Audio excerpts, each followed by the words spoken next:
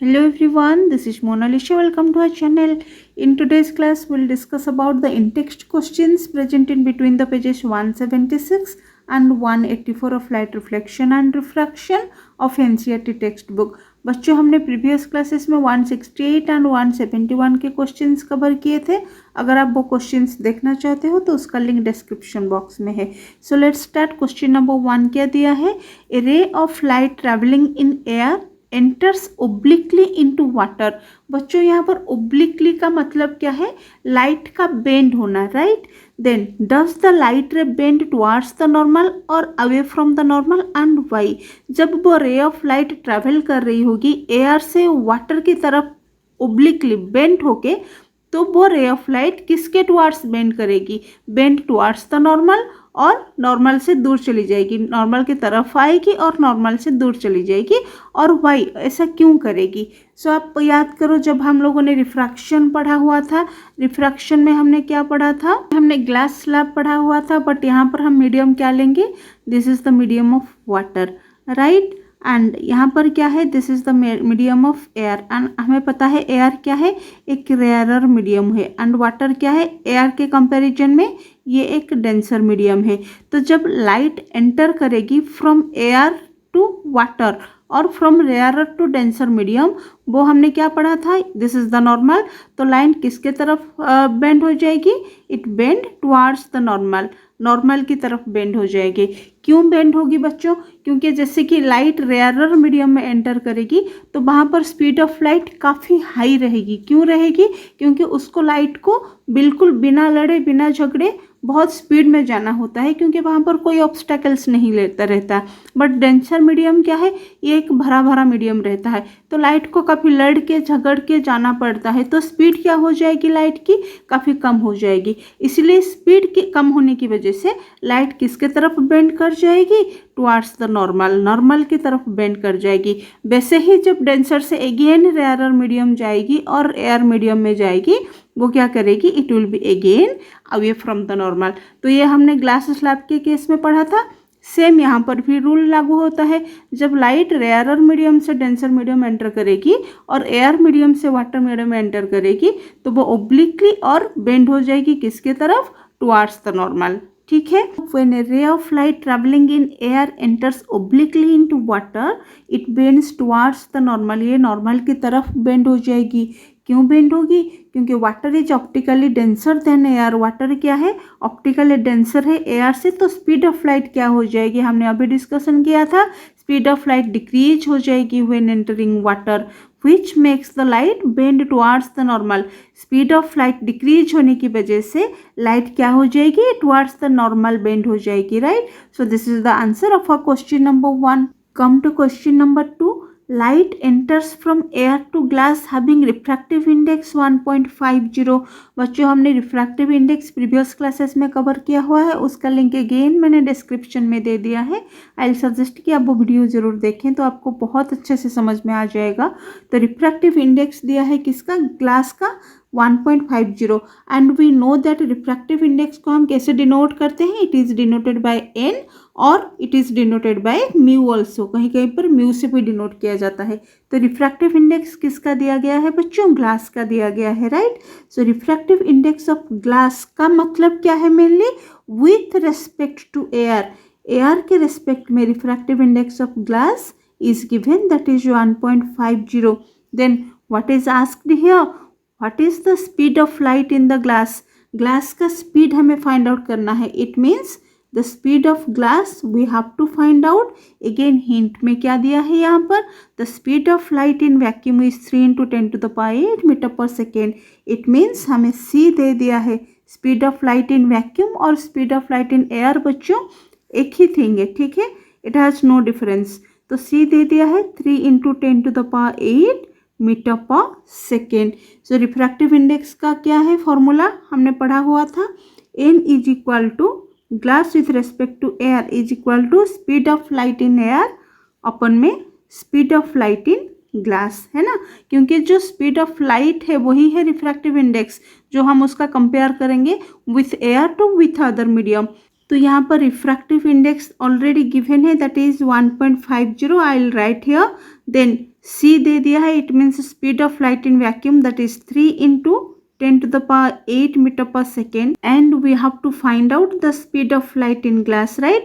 So just doing cross multiplication यहाँ पर कर लो तो क्या हो जाएगा, speed of light in glass क्या हो जाएगा, 3 into 10 to the power 8 metre per second divided by 1.50 है ना।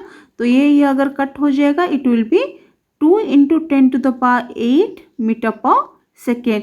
सो that is the speed of light in glass. यहाँ पर हम क्या ऑब्जर्व कर सकते हैं, आप कुछ ऑब्जर्व कर सकते हो यहाँ पर। This answer says that the speed of light कहाँ पर कम हो जाएगी, ग्लास की कम हो जाएगी in comparison to the air. Air का कितना है 3 into 10 to the power 8।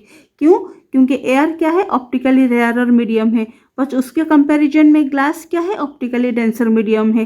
तो इसीलिए स्पीड ऑफ लाइट यहाँ पर ग्लास के एयर के कंपैरिजन में कम हो जाएगी, that is 2 into 10 to the power 8 metre per second, right? So this is the answer of question number 2. Our next question is, find out from table 10.3 the medium having highest optical density, also find the medium having lowest optical density. बच्चों हमें table 10.3 से highest optical density का medium and lowest optical density का medium find out करना होगा। So let's see the table 10.3. We can see here the diamond has the highest refractive index, right?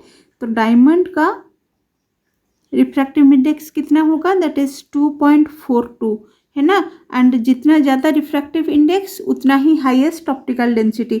ज़्यादा refractive index means उसका optical density कितना होगा, high होगा, है ना। एंड सबसे कम रिफ्रैक्टिव इंडेक्स किसका है हमारे पास, दैट इज एयर का। सबसे लोएस्ट रिफ्रैक्टिव इंडेक्स किसका हो जाएगा, एयर का हो जाएगा। तो सबसे लोएस्ट ऑप्टिकल डेंसिटी भी कितना हो जाएगा, किसका हो जाएगा, एयर का हो जाएगा, that is 1.0003। So this is the lowest optical density we can see here.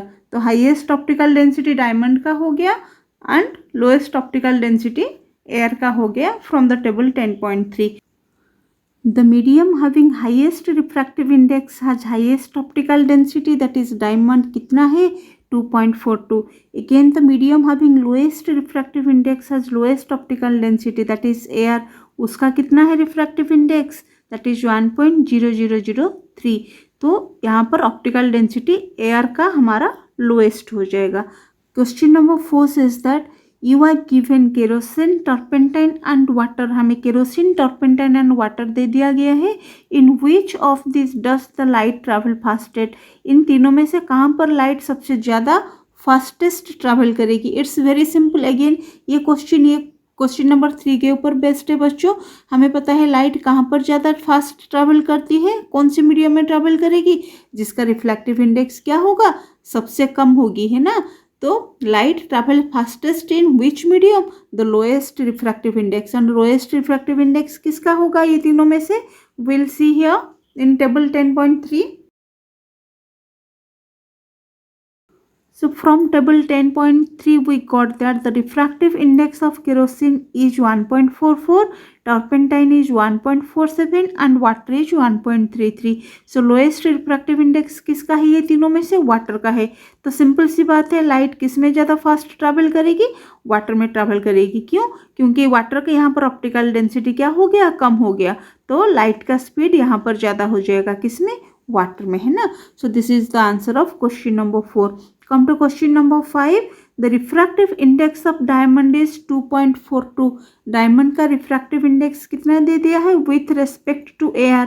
It means the refractive index of diamond with respect to air is given 2.42. Then what is the meaning of this statement? इसका meaning क्या है बच्चों, ये mean करता है the ratio of speed of light in air or vacuum to the speed of light in diamond is equal to 2.42, है ना। सो ये क्या मीन करता है, it means that the ratio of speed of light in air to the speed of light in diamond is equal to 2.42. It means हमारे पास refractive index diamond का कितना है with respect to air 2.42, right. तो हमें क्या पता चला है, रिफ्रैक्टिव इंडेक्स का क्या फॉर्मूला है, कोई भी रिफ्रैक्टिव इंडेक्स का फॉर्मूला क्या होगा, speed of light in air upon में speed of light in other medium, right. तो रिफ्रैक्टिव इंडेक्स ऑफ डायमंड कितना दे दिया है 2.42 में, we can write here speed of light in air upon में speed of light in diamond. So speed of light in diamond को हम क्या लिख सकते हैं, क्रॉस मल्टीप्लाई करेंगे तो it's speed of light in air upon में 2.42 डिवाइडेड बाई 2.42। अब इसका मतलब क्या है, this statement says that the speed of light in diamond is less than, कितना टाइम लेस हो रहा है, 2.42 times less than the air. So this is the answer of question number 5. Next is our in-text question given in page number 184 of light reflection and refraction. The question number 1 says that define one diopter of power of lens. बच्चों सबसे पहले power क्या होती है उसका videos हमने पहले ही complete कर लिया है, और अगेन मैं बता दूं कि उसका वीडियो मैंने डिस्क्रिप्शन में दे रखा है, आप वहां से जाके पूरा वीडियो देख सकते हो। बट यहाँ पर मैं बता दूं आपको कि पावर क्या होती है। पावर हमें पता है, power is 1 by focal length, that is 1 by F. And हमें पता है पावर का यूनिट क्या है, दैट इज डायोप्टर, है ना। तो डायोप्टर को हम कैसे डिफाइन कर सकते हैं, डायोप्टर क्या है, ये हो जाएगा फोकल लेंथ मीटर में। तो 1 डायोप्टर को हम क्या लिख सकते हैं, it's the unit of power whose focal length is 1 metre. It means जिसका फोकल लेंथ हमें सेंटीमीटर में दिया हो और हमें पावर फाइंड आउट करना होगा, तो पहले हम उसको मीटर में कन्वर्ट करेंगे, then we will find the power, right. तो उसको हम लैंग्वेज में कैसे लिख सकते हैं, कैसे डिफाइन करेंगे। So 1 dioptre is the power of lens whose focal length is 1 metre. Come to question number 2, a convex lens forms a real and inverted image of a needle at a distance of 50 centimetre from it. पहले तो convex lens हम draw कर लेते हैं, हमें पता है this is the convex lens, and ये क्या फॉर्म करता है, real and inverted image form करता है at a distance of 50 centimetre from it. It means we हमें दे दिया गया है ना, वी कितना है 50 centimetre, and we know that अगर ये हमारा लेंस हो गया तो इमेज फॉर्मेशन कहाँ पर होगा, राइट साइड में। So the sign will be positive here, right. Then where is the needle placed in front of a convex lens if the image is equal to the size of the object. It means हमारा u find out करना है, and hints में क्या दिया है, size of the image, it means HI और H dash आप बोल सकते हो, which is equal to the height of the object। ये हमें हिंट्स में ऑलरेडी दे दिया गया है, हमें ऑब्जेक्ट डिस्टेंस फाइंड आउट करना है, एज वेल एज हमें पावर ऑफ द लेंस भी फाइंड आउट करना है। अकॉर्डिंग टू द हिंट हमारा इमेज कैसे फॉर्म हो रहा है बच्चों, रियल एंड इन्वर्टेड इमेज है। इट मीन्स हमारा रियल एंड इन्वर्टेड इमेज है, मतलब ये प्रिंसिपल एक्सिस के बिलो फॉर्म हो रहा है। तो हाइट ऑफ द इमेज हमारा क्या हो जाएगा, नेगेटिव साइन हो जाएगा, और we can say height of the image is equal to negative में height of the object, right. तो पहले हम यू कैसे फाइंड आउट करेंगे, तो यू फाइंड आउट करने के लिए तो हमें लेंस फॉर्मूला चाहिए होगा, एंड लेंस फॉर्मूला क्या है, 1 by f is equal to 1 by v minus 1 by u. तो हमारे पास यहाँ पर तो एफ है नहीं जिसके यूज़ करके हम यू फाइंड आउट कर सकते हैं, बट हमारे पास और क्या होगा, मैग्निफिकेशन है, राइट। मैग्निफिकेशन का अनदर फॉर्मूला क्या हो जाएगा, इट्स वी बाई यू। लेकिन हमारे पास मैग्निफिकेशन भी प्रेजेंट नहीं है, बट मैग्निफिकेशन का अनदर फॉर्मूला हमारे पास क्या हो जाएगा, it is height of the image upon में height of the object, right. तो ये दोनों तो हमारे पास इक्वल दे दिया है, इट मीन्स क्या है, we can write minus height of the image में, अगर इक्वल है I can write here height of the image, है ना।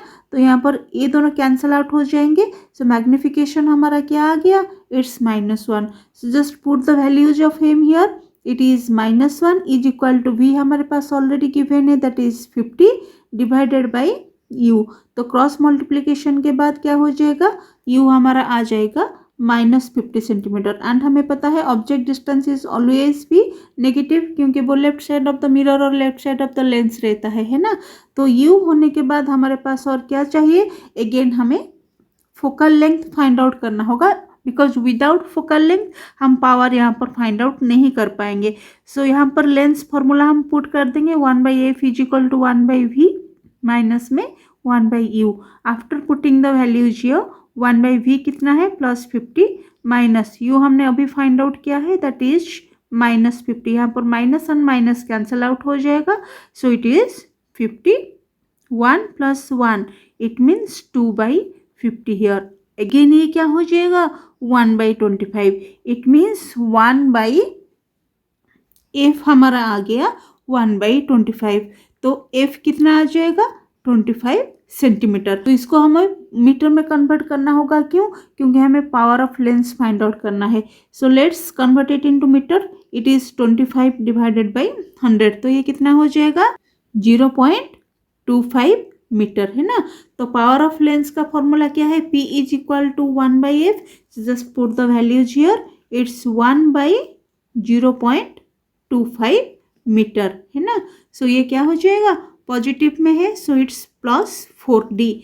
तो ये +4D का मतलब क्या है power. It is convex lens. Already given हमारे पास कॉन्वेक्स लेंस है. सो this is the answer of this question number 2.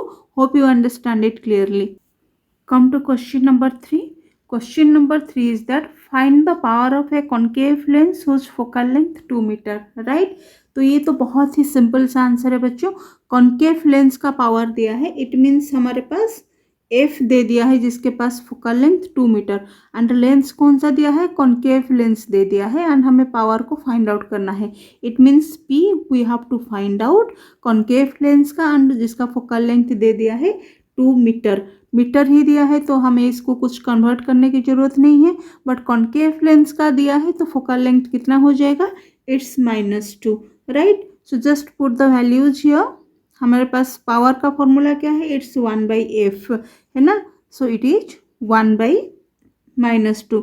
तो कितना हो जाएगा -0.5D. It means -0.5 dioptre. This is the power of the concave lens of focal length 2 meter. So here we completed all the page-wise in-text questions of light reflection and refraction of NCERT textbook. Hope you understand them clearly. In the next class, we'll discuss about the exercise questions, right? So that's all about this class. See you in the next class. Thanks for watching this video.